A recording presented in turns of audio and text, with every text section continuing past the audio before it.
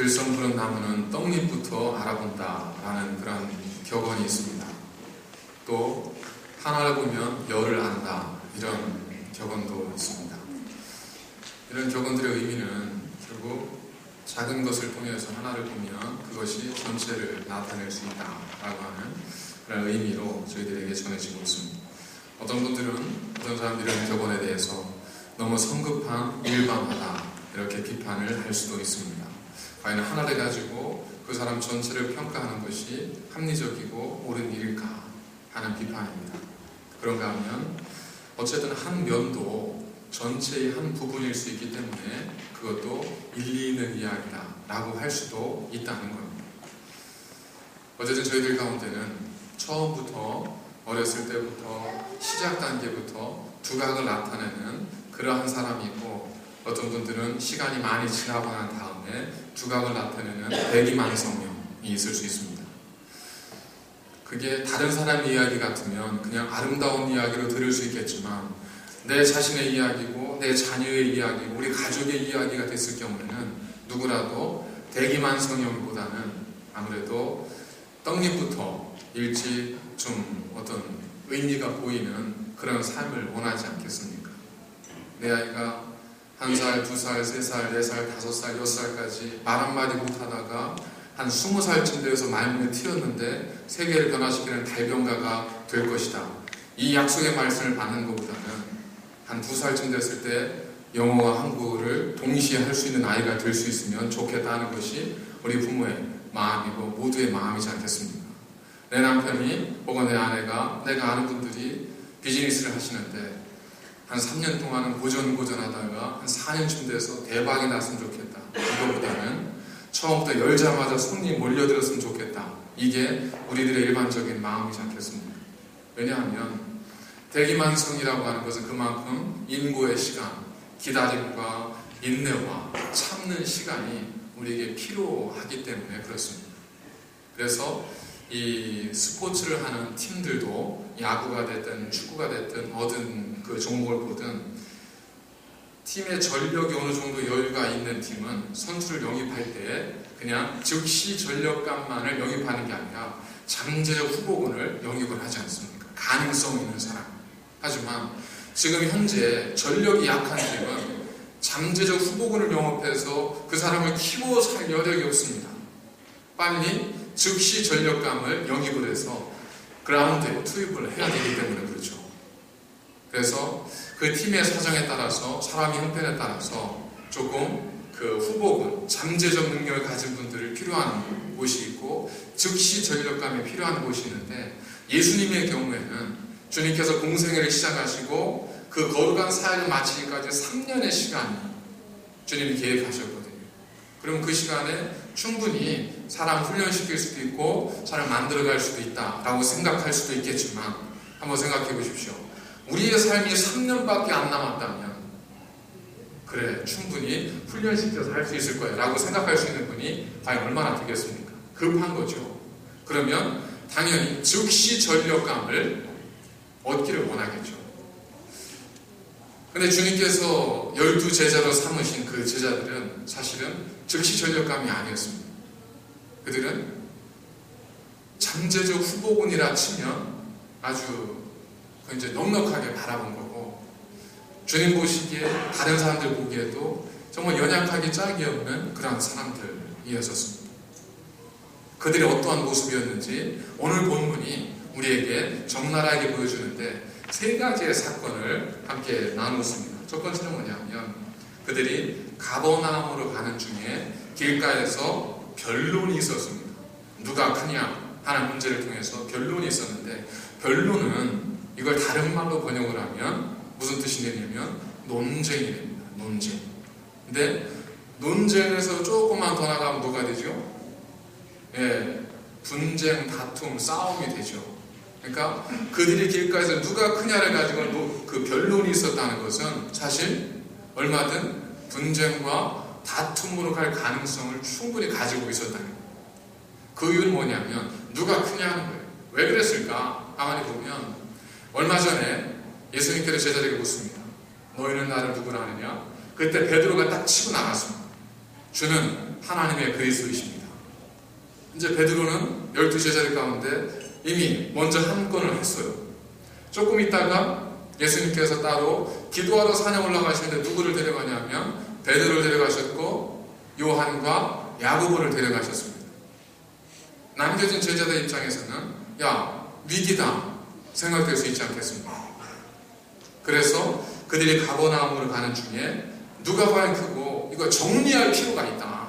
우리 스스로 한번 이거 정리해보자 라고 하는 결론이 생겨지게 된 겁니다. 그때 주님께서 제자를 가신 것은 뭐냐면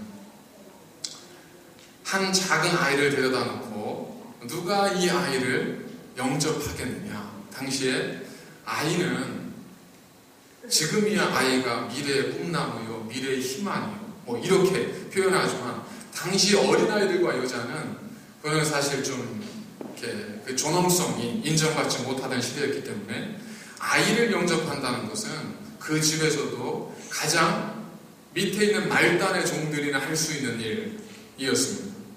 누구라도 정말 귀빈을 대접하고 귀빈을 대접하는 일에 최고의 능력이 있는 종을 붙이지 누가 어린아이 대접하는 일에 능력 있는 종을 붙이겠어요. 그러다 보니까 어린아이를 영접하고 그를 대접하는 일은 정말 그 중에서 그 집에서도 가장 낮은 사람이 할 수 있는 일이었습니다. 그래서 주님 뭐라고 하셨냐면 이 작은 어린아이 하나를 영접하는 것이고 나를 영접하는 것이고 나를 영접하는 것은 곧 나를 보내신 이를 영접하는 것이다. 그렇게 말씀하시면서 너희 중에 가장 작은 자 누구죠? 이 어린아이를 영접할 수 있는 겸손하고 낮은 자가 하나님 안에서는 가장 큰 자라고 말씀을 하신 겁니다. 두 번째 사건이 있었습니다. 두 번째 사건은 뭐냐면 그들이 어떤 곳에서 한 사람을 만나는데 이 사람이 예수님의 이름으로 귀신을 내어 쫓는 겁니다. 그래서 요한과 그 제자들이 그 사건을 목격하고 그 사람에게 너 어디 소속이냐? 그랬더니 이 사람이 하는 얘기가 나는 그 천상천하 유아독존입니다. 예수님을 믿지만 난 어디에 속해 있지 않습니다. 그러니까 제자들이 그러면 우리가 예수님의 제자들이고 부름받은 자들인데 내가 널 알지 못한 우리한테 속해 있지 않으니까 너는 더 이상 그 일을 하지 말라고 금했습니다. 그러니까 예수님께서 그 제자들을 뭐라고 하시냐면 너희를 반대하지 않는 자는 금하지 말라.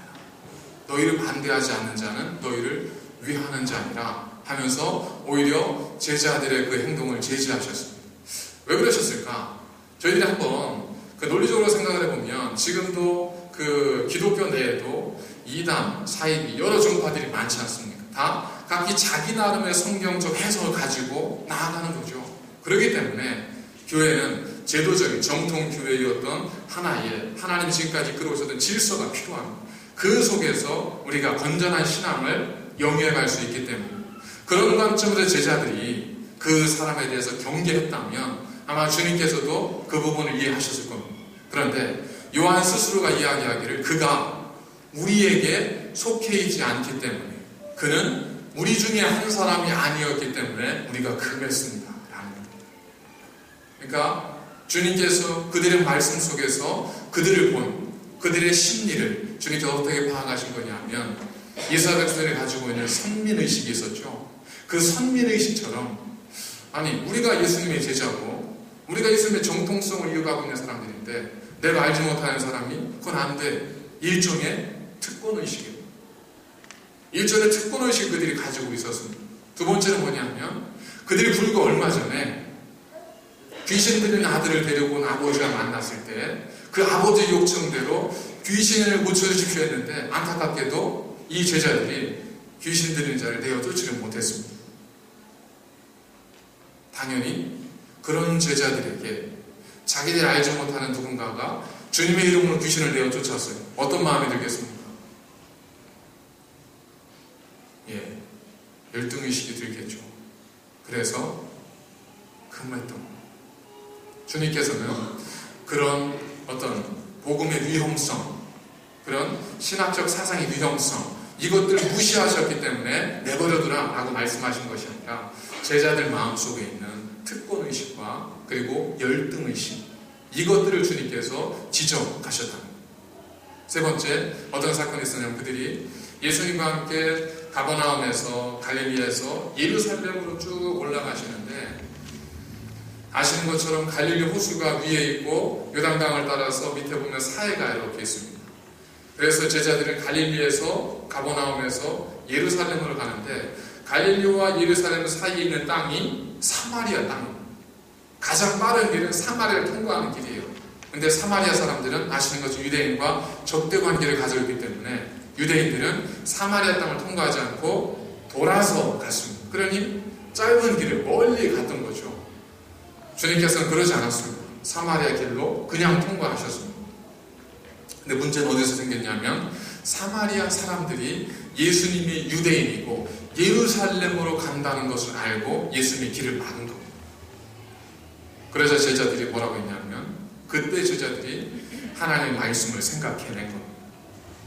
열왕기하 1장 10절에 보면 이 아하시아 왕이 내가 어떻게 하면 좋겠는가 하는 것을 묻기 위해서 하나님께 나아가지 않고 이방 우상에게 그걸 물으러 이제 하인을 보냈습니다. 그러니까 엘리야가 그걸 보고 왕이시여 어찌 이 나라에 신이 없기에 우상에게 그걸 물으려 하십니까? 라고 이 신하를 책망합니다. 그랬더니 신하가 왕에 가서 아하시아 왕에 가서 고대의 이야기를 전하죠. 그랬더니 왕이 기분이 나쁜 겁니다. 그래서 엘리야 저거 없애버려. 그래서 군대를 보냈습니다. 그때 그 군대가 엘리야를 잡으러 왔을 때 엘리야가 그때 기도하여서 불로써 그들을 심판했거든요. 이 장면을 제자들이 기억을 하고 예수님 저들이 우리의 예배드리러 가는 길을 막는데 저희들이 불로써 저들을 불로써 심판하시기를 원하십니까? 다른 말로 하면 저희들 그렇게 할까요? 예수님 그렇게 하셔야 되지 않겠습니까? 이 얘기입니다. 그때 주님께서 오히려 제자들을 꾸짖으시면서 주님은 다른 길로 돌아가셨습니다. 자, 이 세 가지가 우리에게 주는 의미가 있습니다. 세 가지라는 것이 주는 의미가 있습니다. 3이라는 숫자는 성경에서 어떤 완전 이런 의미를 가지고 있지 않습니다. 7과 마찬가지로 저희들도 가위바위보 할 때 몇 번 하죠? 3번 하죠. 한 번을 결정한 사람은 독한 사람이고 5번까지 하자는 사람은 즐긴 사람이고 3번까지 하자고 하면 누구나 다 합리적으로 받아들이죠.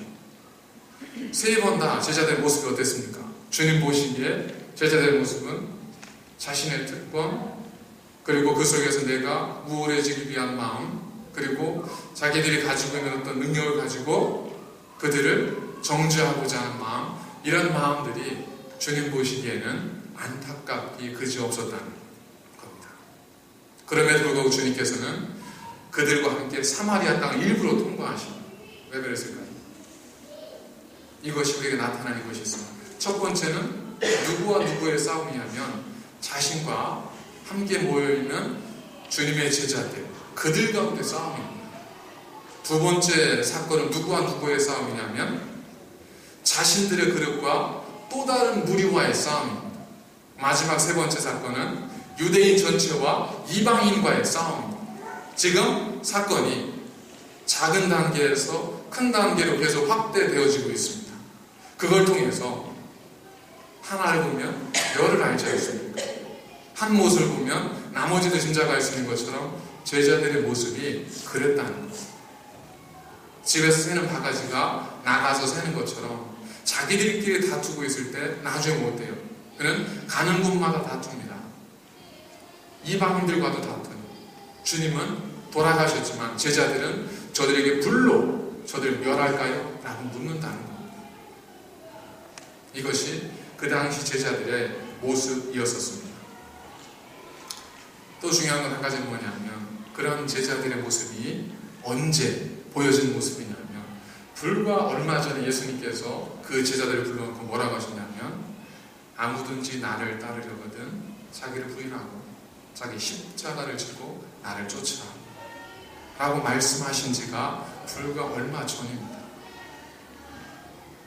또 최근 가까이에는 주님께서 제자들을 향해서 내가 장차 예루살렘에 올라가 대제사장들과 서기관들에게 고난을 받고 죽어야 될 것이다 라고 하는 예수 그리스도의 순한 예고를 하셨던 그 다음입니다. 주님은 끝없이 말씀을 하셨지만 제자들은 안타깝게도 듣지를 않았다는 것. 이 모습을 주님께서는 오늘의 사건을 통해서 우리에게 말씀해 주고 있습니다. 그럼에도 불구하고 주님께서는 그 제자들을 정죄하거나 그들을 버리시거나 그들을 책망하거나 그들을 포기하지 않습니다. 그럼에도 불구하고 주님은 즉시 전력감이 아닌 그 제자들을 품어주셨습니다.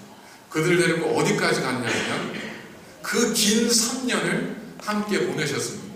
마지막 순간에도 제자들은 주님을 배신했지만 그 순간에도 주님은 그들을 포기하지 않았고 디베라 바닷가까지 찾아가서 그들을 다시 불러 모으셨습니다. 여러분들도 이제 그 학교에서 초등학교나 이때 이제 생활기록부 이런 것들이 있지 않습니까? 생활기록부에 이런 평가가 담임 선생님이 이런 어떤 코멘트를 남겼습니다.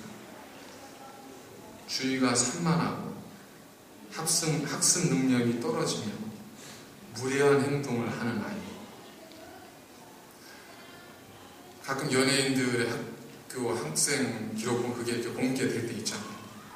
보면 정말 적나라하게 선생님들이 이렇게 써놓으시지 않습니까? 우리는 모르지만 선생님들이 그 학생들에서 이렇게 본 대로 느낀 대로 이렇게 평가를 해놓는데 내 자식이 혹은 나에 대한 학생 기록부에 나와 있는 코멘트를 딱 봤더니 거기에 주의가 산만하고 학습 능력이 떨어지며 무례한 아이 이렇게 써있다고 생각해보세요. 기가 막히지 않겠습니까? 이 어머니가 선생님을 찾아갔습니다. 찾아가서 선생님에게 상담을 한번 물었습니다. 선생님, 제 아이가 부족한 걸 잘 알고 있습니다. 저도 이 아이를 위해서 뭔가를 해줘야 될 텐데 이 아이가 장차 뭘 하면 어떤 길로 가면 이 아이가 좀 성공하는 삶을 살 수 있을까요? 그랬더니 그 선생님께서 이 어머니에게 이렇게 대답해 줬다고 합니다. 어머님, 직업 선택의 문제가 아닙니다.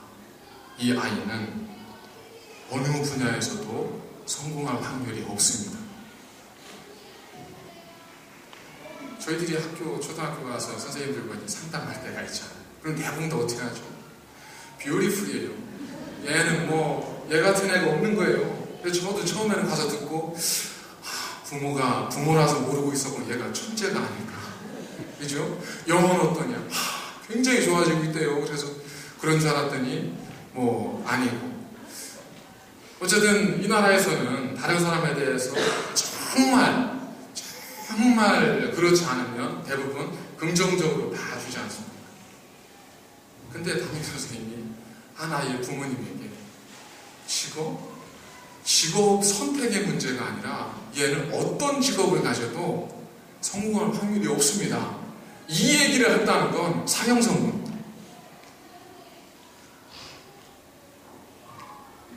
그런 아이가 있었습니다. 그런 아이가 나중에 수학 하나 말고는 잘하는 게 없습니다. 대학을 시험을 봤는데 나머지 성적이 받쳐주지 않으니까 들어갈 수 없는 거예요. 근데 이 학생의 수학 능력을 굉장히 눈여겨봤던 대학의 교수 한 분이 이 학생을 추천해서 취리공대에 이 학생이 입학하게 됩니다. 그리고 거기에서 26세가 되었을 때 세상을 깜짝 놀란 이론을 발표합니다. 그 학생이 누구냐면 2015년 전 세계 7,000명의 대학생들에게 설문했을 때 가장 존경하는 인물 1위로 뽑힌 알버트 아인슈타인입니다. 알버트 아인슈타인은 그 생활기록부에 이 학생은 주의가 산만하며 학습 능력이 떨어지고 무리한 아이라고 하는 그런 평가를 달고 있었어요. 그런데 감사하게도 놀랍게도 이 아이에게는 누가 있었어요? 어머니가 있었습니다. 모든 사람들이 이 아이를 무시하고 이 아이에 대해서 제 남대라고 이야기할 때 오죽했으면 이 아인슈타인 학교에 있을 때 너무 진지해서 실수하면 안 된다는 생각 때문에 말을 하도 안 해서 6살이 될 때까지 말을 잘 못했다고 합니다. 그리고 때로는 무리하게 굴기 때문에 선생님이 수업하게 되니까 나가라고 이야기할 정도였었습니다. 얼마나 엉뚱한 짓을 또 하는지 사람들은 이 아이를 보면서 저게 또 무슨 짓을 저지를까 이렇게 이야기할 때 이 어머니는 아이에게 그렇게 이야기했다고 합니다. 얘야, 너에게는 특별한 재능이 있단다. 부모 속은 썩어 들어가도 그렇게 이야기해 준 겁니다. 일을 저지르는 것도 재주잖아요, 그죠? 너에게는 특별한 재능이 있단다. 뭔지는 얘기 못하겠지만 특별한 재능이 있단다. 엄마는 네가 또 무슨 일을 벌일지 기대가 되는구나. 스스로 준비하는 거죠. 스스로 준비하지만 아이에게는 엄마는 사실 내가 또 무슨 일을 벌일지 굉장히 기대가 된단다. 준비하는 거예요. 마음의 준비를 하는 거예요, 엄마는. 하지만 아이에게는 그렇게 표현하는 겁니다. 이 아이가 어머니의 큰 사랑 속에서 포기하지 않고 자신의 길을 걸어갔고 결국에 이 아이가 세상을 변화시키는 상대성 이론을 이 세상에 내놓게 됩니다. 희망이 있죠. 이게 그냥 아인슈타인만의 얘기일까? 그러지 않습니다. 길버드라고 하는 분이 지적 모형이라고 하는 것을 이제 주장을 했습니다. 이 길버트의 그 지적 모형 이론에 보면 사람에게는 120가지의 지적 능력이 있다고 해요. 그러니까 세마는 능력, 뭔가를 판단하는 능력, 혹은 그리는 능력, 이런 지적 능력이 약 120가지 정도가 있는데 어떤 부분에서는 그 사람이 천재성을 띌 수도 있지만 어떤 부분에서는 그 사람이 학습 부적응자로서 그렇게 느껴질 정도로 재능이 없을 수도 있다는 거예요. 그러니까 관건은 뭐예요? 그 학생이 가지고 있는, 그 사람이 가지고 있는 잠재적 능력을 얼마나 개발시켜 주느냐에 있는 겁니다. 이 아인슈타인은 그 어머니가 그 능력을 보고 그 능력을 개발시켜 줬다는 겁니다. 우리도 누구를 만나냐가 그래서 중요합니다. 그냥 보여지는 것 가지고 판단하는 것이 아니라 그래, 제가 이걸 못하는 이유는 120가지 중에 잘하는 한 가지가 아닐 거라 그래. 그래도 나머지 119가지가 있잖아요. 가다 118가지까지 갔다 할지라도 남겨진 2가지가 있잖아요. 1년에 하나씩만 확인해도 120년이 걸리니까 우리에게는 끝까지 희망은 있을 수 있습니다. 오래 살기만 하면. 그러니까 희망을 포기하는 것은 하나님의 뜻이 아니라는 겁니다. 우리가 은혜를 얘기할 때 대부분 바다와 같은 부모님의 은혜라고 표현하지 않습니까? 바다가 은혜의 어떤 비유가 되는 것은 그냥 넓기 때문만이 아니고 바다에는 3%의 염분이 있잖아요. 이 염분을 통해서 바다가 그 생물들이 살아갈 수 있는 환경이 되고 그 속에 있는 수많은 식물성, 동물성, 플랑크톤과 미생물들이 바다에 유입되는 인간이 받은 모든 오염물들을 다 분해시키고 그 모든 것들을 정화시키지 않습니다. 이걸 자연 치유 능력, 자연 정화 능력이라고 하지 않습니다. 바다는 인간이 만든 모든 오물들을 다 받아줍니다. 그래도 바다는 썩지 않습니다. 왜냐하면 바다 스스로가 가지고 있는 자연 정화 능력이 있기 때문에 그렇습니다. 이 3%의 염분과 그리고 그들이 가지고 있는 수많은 해양 미생물들이 모든 더러운 것들이 들어오면 그것을 녹이고 삭혀서 다시 그것을 인간을 위한 생명의 열매로 다시금 돌려줍니다. 그래서 바다를 통해서 해산물을 먹고 여러 가지 많은 그 해초류를 취하기도 하고 소금을 얻기도 하고 시원한 바람을 얻기도 하고 그래서 좀 몸이 안 좋은 분들이 바다에 가서 해풍을 맞으면 굉장히 건강 회복에 좋다고 하지 않습니까? 우리가 바다에 버리는 것에 비하면 바다는 우리에게 너무나 큰 은혜를 베풀어 준다는 겁니다. 저는 바로 썩지 않는 바다와 같이 주님께서 주님은 우리에게 이 썩지 않는 바다와 같은 그러한 분일 수 있다는 겁니다. 바다는 아무리 그렇다 할지라도 피조물에 지나지 않지만 주님은 피조물이 아니라 그 바다를 창조하신 삼위일체 하나님이십니다. 그렇기 때문에 주님은 우리가 세속적 욕심과 이기적인 탐심과 인간적 정욕을 가지고 주님 앞에 와서 주님 내 부족함을 받아주십시오 라고 주님 앞에 다 내려놓아도 주님은 그것을 다 품어주어도 주님은 결코 상하거나 썩어지지 않는다는 겁니다. 그건 주님만이 아닙니다. 주님의 말씀 뭐냐면 내가 그러한 것처럼 너희도 그러하라라고 말씀했지 않습니까? 내가 너희를 사랑한 것처럼 너희도 서로 사랑하라. 내가 너희에게 바다가 되어줬던 것처럼 너희도 서로에게 바다가 되어주라 라는 겁니다. 우리가 어떻게 바다가 될 수 있을까요? 우리가 어떻게 품어주는 자가 되고 우리가 어떻게 넉넉하게 모두를 품어줄 수 있는 바다와 같은 삶이 될 수 있겠습니까? 우리는 사실 바다가 될 수는 없습니다. 하지만 주님께서 우리에게 놀라운 사실을 말씀하셨습니다. 너희 중에 누구든지 이 작은 어린 아이 하나를 영접하면 그는 곧 나를 영접한 자가 된다. 나를 영접한 자는 곧 나를 보내신 이를 영접한 자가 된다. 뭐겠습니까? 작은 아이 하나를 통해서 하나님을 품는다는 건 말이 안 되지만 하나님과 하나가 될 수 있다는 것. 바다에서 고기를 잡는 건 바다를 품을 수 있는 그릇이 있어서가 아닙니다. 바다에서 우리가 무엇을 얻는 것은 작은 낚싯대 하나. 그 낚싯대 하나를 바다에 들여오는 순간 우리는 바다를 낚고 있는 겁니다. 주님께서는 그렇게 인정해 주신다는 겁니다. 주님은 작은 자 하나에게 향하는 우리의 행동 하나를 통해서도 주님은 주님을 향한 하나님을 향한 행동으로 받아주시겠다는 겁니다. 그렇게 주님께서 인정해 주시겠다는 겁니다. 그렇게 작은 삶을 사는 자를 주님께서는 기억해 주시겠다는 겁니다. 또한 우리가 어떻게 바다가 될 수 있을까요? 우리가 바다가 될 수 없지만 놀라운 사실이 창세기를 통해서 우리에게 주어졌습니다. 우리는 이미 바다로 만들어졌습니다. 우리는 이미 주님과 같은 그런 바다로 이 땅에 창조되어진 사람들입니다. 그게 뭐죠? 우리는 하나님의 형상을 따라 지음받았습니다. 우리 안에는 이미 하나님의 바다가 있습니다. 그런데 그 바다가 우리의 죄로 인해서 잊혀지고 있었다는 겁니다. 하나님께서 우리에게 만드시는 신체의, 생체의 어떤 기능, 그 가운데 뭐가 있냐? 항상성이라는 게 있습니다. 항상성은 뭐냐면 비록 우리 몸이 나빠질 수도 있고 우리 몸이 더 이렇게 과부하 걸릴 수도 있지만 그러나 우리 몸은 최고 좋은 때를 기억해서 그대로 항상 돌아가려고 하는 시스템이 우리 몸 안에 있다는 거예요. 그래서 열이 나는 이유가 왜 그렇죠? 아파서 열이 나는 것이 아니고요. 염증이 생겨